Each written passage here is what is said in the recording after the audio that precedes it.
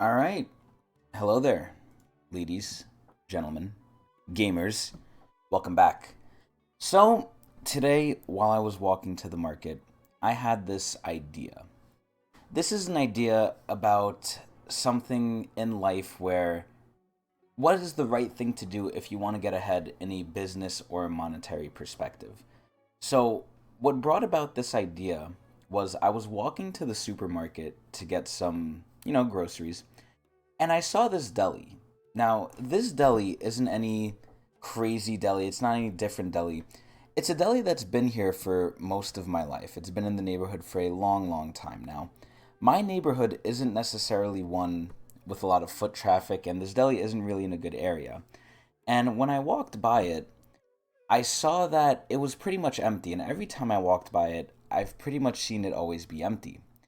And I wondered, especially how the economy is, and with the location and the amount of foot traffic it gets, how does it have enough money? How does it earn enough money to keep operating, especially from a property standpoint? So I thought of the real estate person or the landlord who this person has to pay rent to, which in general reminded me of New York, which you might see from the thumbnail of this video is so epic and amazing that on our New Year's we had a shit ton of garbage everywhere. I know because I was there even before the ball dropped and there was garbage everywhere, even in mailboxes. But anyway, going back to the topic at hand. So the prices for this deli are probably overinflated, at least from if the person is renting it. So in the case that the owner of the deli is not just renting it, but he actually owns the space too, we can still move forward with the idea I'm going to discuss. Now, it is going to be a little bit different, and I'll go over that soon. So, if he owns it, he has to then pay the government property taxes. He has to, no matter what, he has to buy licenses, he has to buy merchandise inventory, which all takes away from how much money that the property costs, either in terms of rent or in terms of property tax. So, no matter what, I'm kind of focusing on the rent part, although the property tax is there too.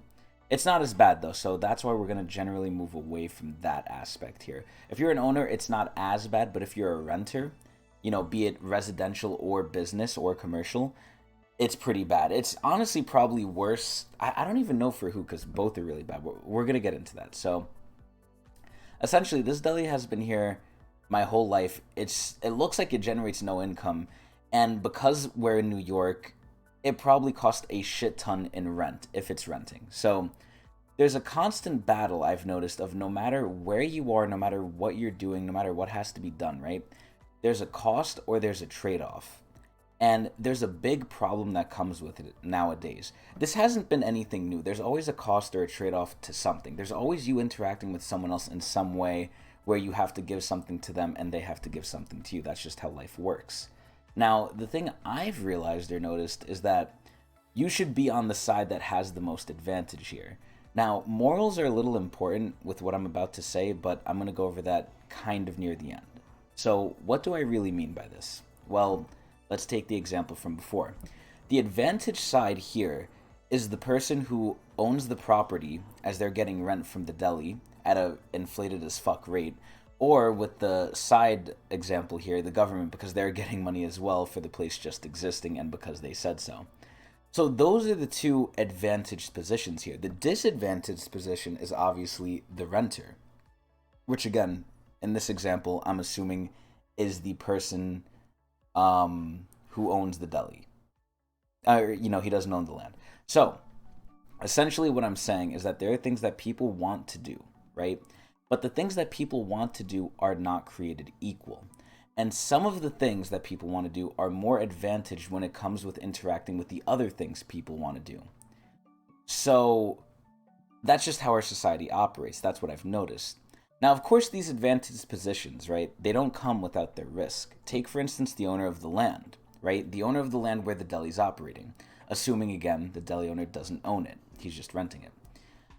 Even though he's in the more advantaged position, and you can say this with the government too, if he actually does own the land, the government / the owner of the land can still get screwed over if the tenant decides, not even decides, or if he literally just can't pay the rent. which is usually the case in New York anyway, because that's what's happening right now with the economy and how overinflated the prices are. And we'll get into why they're like that in a second. So, the advantaged position will try and take as much advantage of the disadvantaged position as they can. Now, what ends up happening is they're forced to eventually compromise, but it's not something that's a fair compromise. I've noticed this, that it's not really fair. That's the big issue now. There was always a compromise. Yeah, it would be leaning more towards one side than another, but it hasn't been this unfair, at least I would say, in a long time. It feels really unfair now from what I'm seeing, right? So what ends up happening is, even though it's unfair still towards the side of the advantaged person, or not towards the advantaged person. It's more towards them in benefit of them. Even though it's not what they wanted, it's just a little below what they wanted, but it's still ridiculous towards the disadvantaged person. So, example being NYC, right? They will tell you to rent a closet-sized space for a store. And I'm taking a lot of what I'm saying here from Louis Rossman. I don't have the time to really look up the numbers here, but we'll just say like a closet-sized store in New York City is something like $30K a month. But they can only make enough money with how everything is to only really give $10K a month, right? Even $10K, I would say, is still vastly overpriced for the size of the space. But unfortunately, this is what ends up happening. So there has to be a compromise to realism at some point, but it's still towards the advantage side. So unfortunately, at this point, what my mind questions is, how would we get to this, and how would we know what a fair price is? You know, how do we calculate what actually is a fair price? Now, this is going into a lot of things that will eventually spawn more questions and more discussion, so we'll just leave it there on that end, and we'll go back to the main topic. So the hard part is, I think, recognizing which things in society are the advantaged positions and which are the disadvantaged ones. So I'll give you an example. Let's say I want to be a restaurant owner. Let's say I like making food for a living. You know, I can buy my restaurant, I can necessarily not own the space, and then I'm the disadvantaged one. Even though I want to do something, this is my passion, I'm still getting fucked because the advantaged one is the real estate owner or the banks, you know, whoever I have to pay for that space. Probably the real estate owner. But anyway, the hard part is, how can we recognize which things are advantaged and which are not? I think it's hard. I think obviously I've recognized that one of them is real estate. But the other thing is, and this is where the morality comes in, well, even before the morality, it's, are you capable of doing the position that is advantaged? Because let's just say you recognize them, right? You recognize the ones beyond real estate. Can you do them? And then do you even want to do them? This is where it gets into the morality side. So even though we can recognize that some positions are advantageous, and again, this is from a purely business perspective, or trying to make it in life with money standpoint, because something like real estate, like I mentioned before, is something that is an advantaged position, but I think it's really morally wrong, at least the way it's done by the majority of people, and I'll get into that. So I just think this is a case with a lot of things in society, though. Usually the things that are good in terms of business or with money are usually not good morally.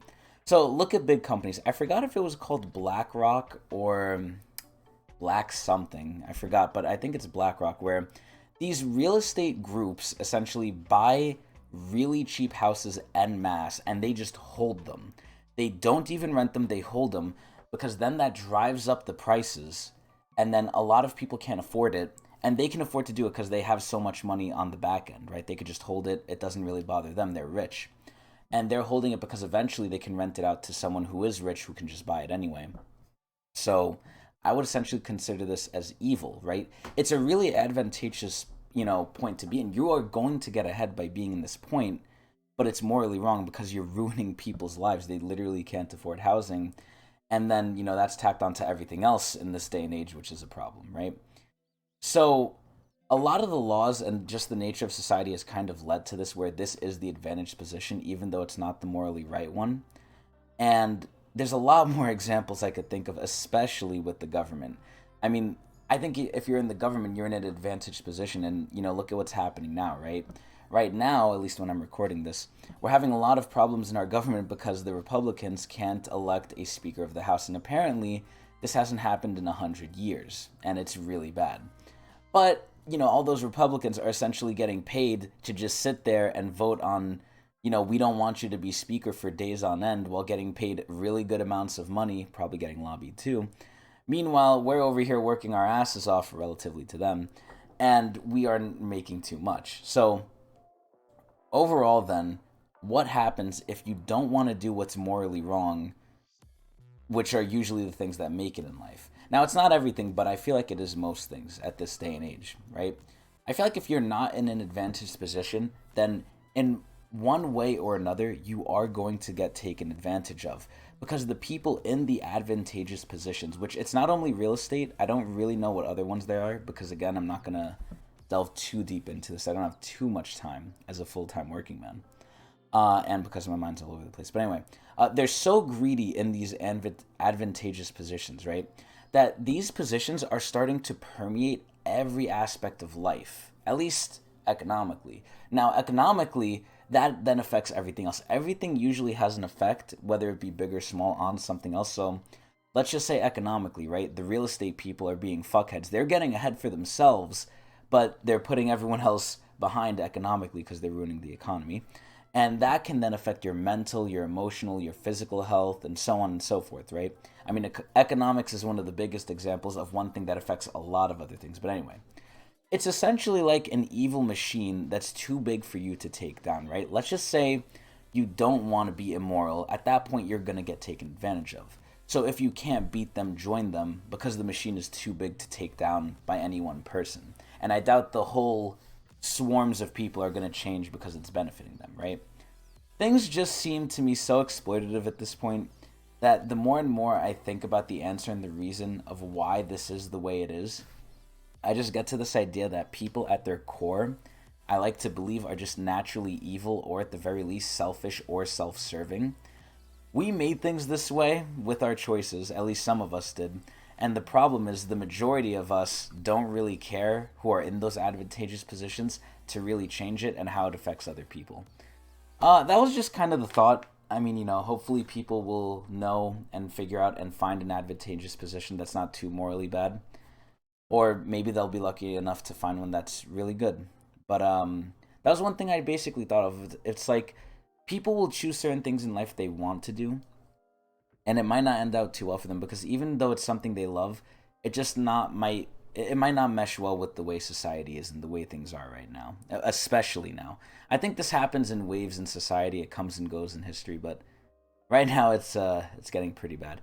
I didn't mean for this to be too depressing if it was, but I hope this maybe enlighten people, maybe spark some thought. If anyone has any comments, discussions, questions, I mean, the comment section is there. I read everything. And I also stream every day at Twitch TV/Tecnics channel. Anyway, I hope all of you enjoyed.